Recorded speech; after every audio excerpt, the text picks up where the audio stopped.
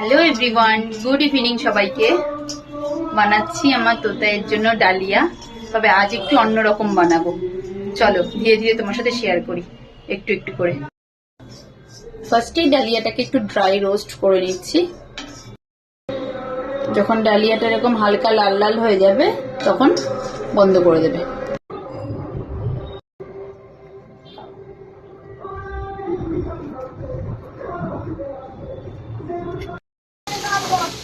সব সবজিগুলো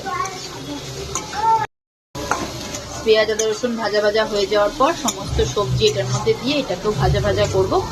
তারপর এটার মধ্যে একটু মুসুর ডালটা দিয়েও ভেজে নেব। ব্যাস, তারপরে ডালিয়াগুলো দিয়ে একটু সেদ্ধ হওয়া অবধি অপেক্ষা করব।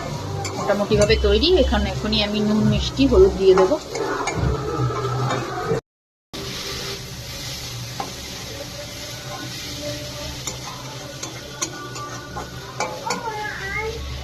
ফাইনালি ডাল রেডি। দেখো কেমন টেম্পটিং হয়েছে দেখতে। খেতেও আশা করি খুব সুন্দর হবে। আমি একটু টেস্ট করলাম, আমার তো ভালো লাগলো, কিন্তু ঝাল নেই বলে একটু অন্যরকম লাগছে। বাট ঝাল হলে আমাদের জন্য একদম পারফেক্ট। শুধু বাচ্চাদের জন্য না, বড়রাও যারা ডায়েট করছো এটা খুব একদম পারফেক্ট ফুড ফর ডায়েটিক।